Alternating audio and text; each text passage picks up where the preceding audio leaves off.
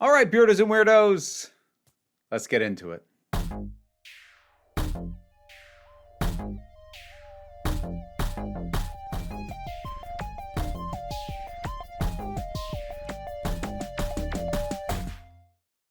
Hello, folks. I want to talk about, or actually rather one topic, otherwise known as one topic at a time, otherwise known as OT. Except also not really. This isn't really about him. He is just the channel and the personality I'm going to filter this discussion through. Why him?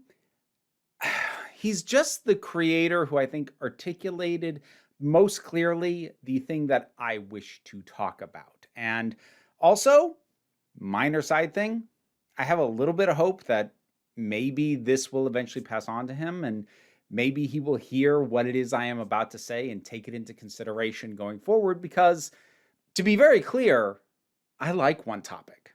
I discovered his channel fairly recently when doing stuff for the Illuminati video. Actually, at that point, I just caught his name in passing. I didn't focus on him when I did that video, but his name came up in the comments a lot alongside the word wholesome. And I did look into his stuff.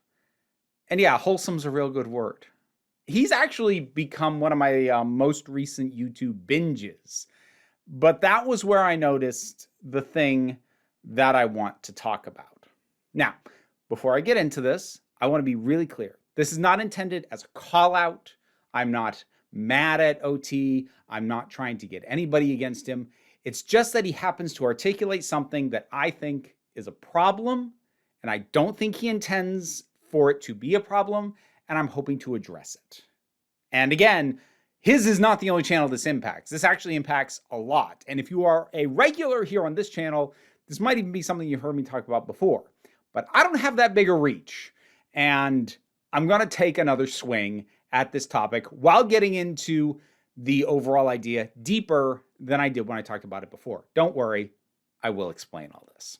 So, One Topic at a Time, if you aren't aware, does basically a reaction channel. He's probably best known for reacting to various subreddits and memes and giving his thoughts, and he does a ton of incredibly positive content. Oftentimes very queer positive, very trans positive, and even when he comes across something that is very clearly coming from a place to hate, the general feeling that he expresses is that, well, I hope they can get to a better place. Honestly, he's a heck of a lot more wholesome and idealistic than I am or ever could or would or will be. And I honestly admire him for that. There is, however, one thing that I've seen come up a couple of times on his channel that he has expressed that I think has some problems with it. And it has to do with the running of anti-queer ads on his channel. Things like What is a Woman by Matt Walsh, whatever that latest monstrosity the Epoch Times is pushing, any number of various things from PragerU, etc., etc., etc. This is a fairly long-running problem. If you follow queer creators, you've probably seen periods where they are bombarded with these kinds of ads running on their channel.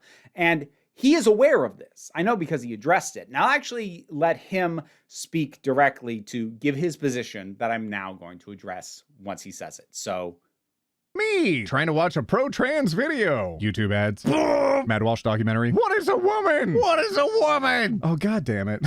That's like here. Yeah, it happens a lot. I can't really control that, but on the plus side, at least they're wasting their money. That propaganda is clearly not cut for us. Okay, so there's a couple of things here. There's two main things. One is a factual inaccuracy, which I think is completely unintended by his part. There's something that I very strongly believe he is not aware of because most creators aren't. So there's one thing that is just factually untrue. And then there is kind of the philosophical underpinnings. And I want to deal with both, but we're going to deal with the factual inaccuracy first because it's easiest. He says there's not much that he can do about that. That is not true. You can, in fact, prevent certain ads from running on your channel.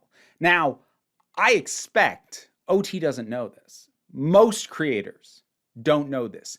YouTube and Google do not advertise the fact that you can do this. In fact, you cannot even do this from your YouTube Studio dashboard. You have to do this through AdSense, which the vast majority of YouTubers, I suspect, have not touched their AdSense account since they set it up as part of their requirements for getting monetized. But once it's set up, nobody goes back to this thing. It's archaic, it's clunky, and you do everything from your dashboard, not this. Now, I actually did an entire video detailing step-by-step instructions for how to not only block certain categories of ads, such as, for example, on this channel, I don't allow the running of religious ads, political ads, gambling ads, or weight loss ads. So you can block entire categories. But the thing is, when you're trying to prevent ads from things like the Daily Wire or the Epoch Times or PragerU, that can be harder to categorize. These are frequently highly political ads, but I also won't classify them as political because they're not endorsing a candidate. They will classify them under education because something like What is a Woman is theoretically a documentary, or any number of things. It's not like you can just block a category called hateful ads because no one's going to mark their ad as being hateful. What you can do is you can block ads from specific websites, because you may notice when an ad runs, especially in the pre-roll, when the ad runs, then under the video, there'll basically be a little quick link to take you to it. Whatever that link takes you to, whatever other site that takes you to, that is a website that you can block from running ads on your channel. Now, this is an imprecise, archaic, and pain in the ass process. It's not designed to be user-friendly, and more to the point, it's something you have to continually update. Because while I have had, say, the Daily Wire, the Babylon Bee, the Epoch Times, etc., a whole bunch of these places blocked for some time, often when something like, say, What is a Woman gets made, it will have its own bespoke web domain created. And then you have to block that specifically, because even though ultimately it all goes back to the Daily Wire, that's not the website that the ad is technically being bought by. So you have to be prepared to update this. It's a pain in the butt, but you can do it. You can actually stop these ads from being run on your channel. You can stop them as categories in some cases, and you can stop specific ones from specific people. It's a pain. It's a bad system. And as I said, YouTube honestly doesn't want people to be able to do this, because if more people had awareness of the degree of control they had over what ads can run, then those ads that YouTube is trying to sell potentially become less valuable. Like, imagine the damage if several thousand creators of size all blocked ads from a specific person. Well, guess what? YouTube is not going to be able to charge as much for ad space because it's not going to run in nearly as many places. And whether it has to do with that specific person or not, if in general it was better known and better used, YouTube would probably not be able to charge what it does, because there'd be a higher chance of just not being able to run that ad even though they paid for it. So that is the first thing. And while I'm going to get to sort of the philosophical underpinnings of what OT said after that, the idea of they're wasting their money and this propaganda is wasted on my audience, I do believe and suspect that that is not a belief that he holds in a vacuum. That is probably a belief and a position that is brought on by circumstance and basically trying to find the silver lining. Because when you are in a situation where you believe that you can't do anything, like this is me assuming that he just didn't know and was not aware. So from that position, if you assume there's nothing you can do about the ads, then yeah, you're going to look for the silver lining. The silver lining is at least some money's getting thrown in the direction of the queer creators that these ads are running on. Because understand, these ads are specifically being run on these kinds of content. When people buy ads, they can say what kind of videos they want their ads to run on. So the fact that these show up in front of queer ads is a very deliberate thing. But I understand how, if you think you can't stop that, you would come to the conclusion of, well, at least it's a little money and it's probably wasted on my audience. So while I am going to be going at and pulling apart that stance as if it was sincerely held, I'm not sure that that is a sincerely held belief by OT so much as it was a trying to find the one positive that could be had out of thinking, I can't get rid of these ads. Because honestly, trying to find the silver lining is probably healthy. It's how you stop from slipping into total doomerism. So even though I'm about to talk about this as a more self-contained in a vacuum philosophical notion, understand that I suspect if by any chance this video ever gets in front of OT, that upon finding out that he can block the ads, he just will. But on the off chance that he doesn't, or that anyone else is watching this and wants to understand why, even if you more firmly believe that, well, it's just money for the channel anyway, what's the problem? There are problems. There is damage. Because I have seen this said by other creators. I've seen this show up as an argument in my own comment section. And there are a couple of problems with it. The first stems from a misunderstanding of why the ads are being run there. Because the position that OT takes, the idea of they're wasting their money and my audience won't be impacted by this propaganda, comes from a misplaced belief that the ad is intended to change the mind of your regular audience. It's not. It's not even really meant for your regular audience, except it kind of is, but not in the way that you think. There are a couple of main things that this ad is intended to do. Before I get to those, I want to reiterate, this has been going on for a while. I figured out how to block these kinds of ads 5 years ago or so, when I first started getting bombarded with them, not even on this channel, but on one of my other ones. And I figured out how to do this. So these sites have been doing this for a long time. This is not a new strategy from them. And they continue to do it because they believe it accomplishes the two things that they want it to, which, again, I'll get to in a minute. The thing that you need to remember when dealing with this kind of bigotry, with this kind of far-right notions, it is hazardous to assume that they are idiots. Now, don't get me wrong. They're frequently very stupid, either willfully or legitimately, in terms of not listening to the science, not paying attention to experts, ignoring the data. Like, they are very much stupid, but what you should never assume is that they are tactically stupid. Don't assume that their techniques and tactics don't have some purpose or don't work. So what is the tactical purpose of running an ad like for something like What is a Woman in front of a channel like OT or any other queer-focused or queer-supportive channel? Well, the first is it's not fully intended for the regular audience, because you can look at the size of OT's channel. It's over 1 million. That's a lot of roommates. That's a lot of people. And it's been growing, which means new people are coming. Yes, you have your regular audience who is coming to you on a regular basis, knows your stuff, but you're also getting new people. And it's those new people that these ads are first meant for. There's another use for them as well, but we'll come back to that. Because there are people out there who don't have queer or trans or ally-focused people in their life, and who aren't hearing from people they know personally the arguments against the bigotry. The bigotry they've probably heard because it's driving most of the conversation in the discourse and in news coverage and in legislature and in all that. So if they are coming looking for more queer positive spaces, going, okay, what is the other side like? I'm trying to understand. The first thing they see is an ad from people who hate us. It's an interception. So that someone who is not yet fully on our side, but who maybe could be persuaded either way, is looking for more information, before they can hear our stories told by us or by our allies who understand us, they first hear from the bigots.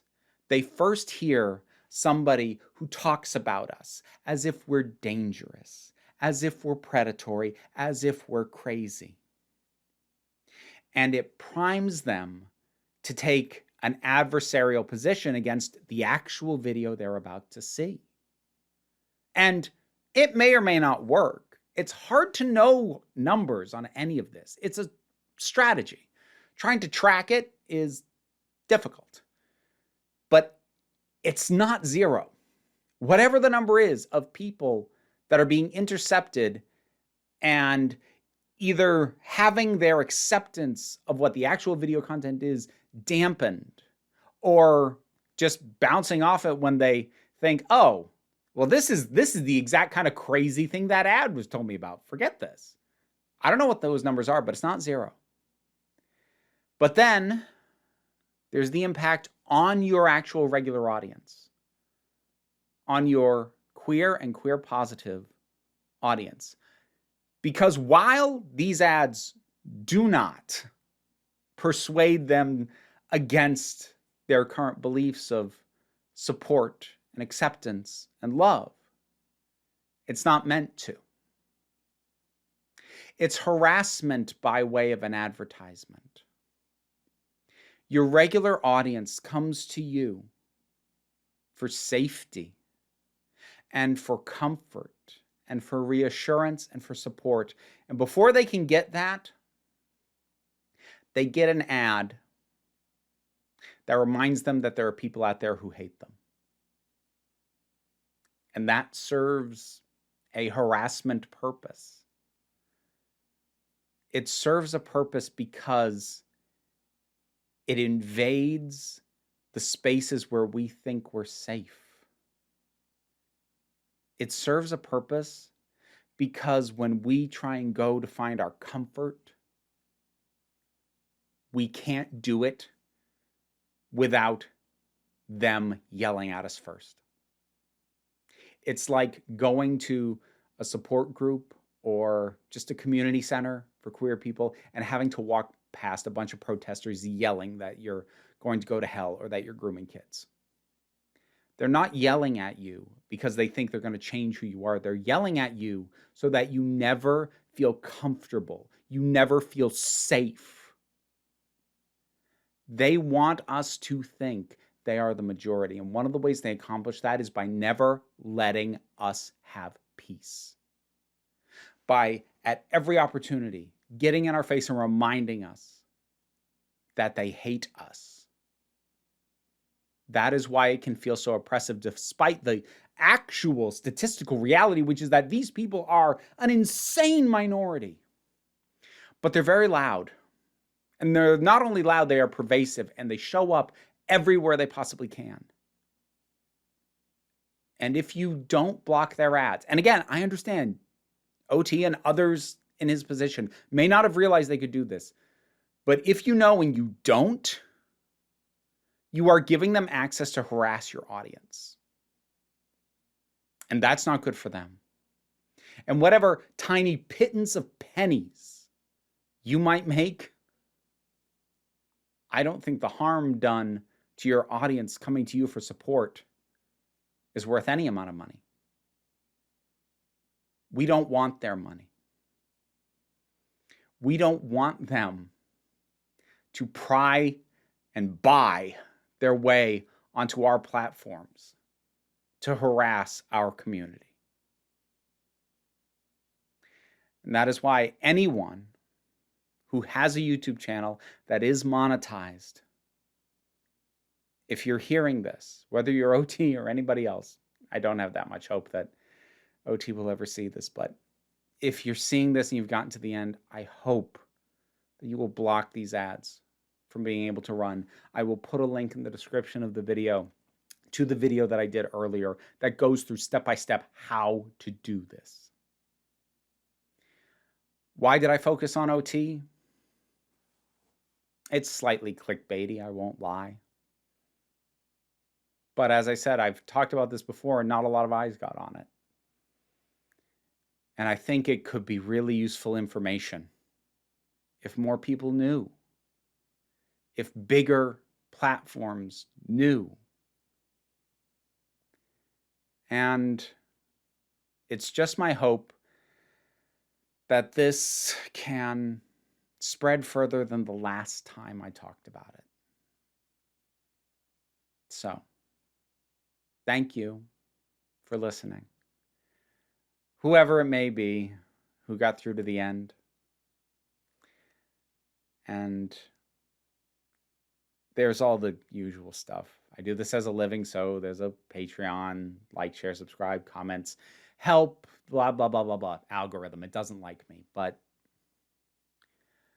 the reason I'm making this is what I say at the end of every video. Because I want to protect my audience, and I hope this reaches other creators who want to do the same. Because you are beautiful.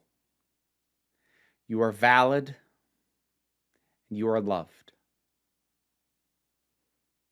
You are the council. I am just running the meetings. And until next time, this council is adjourned. Roll that outro!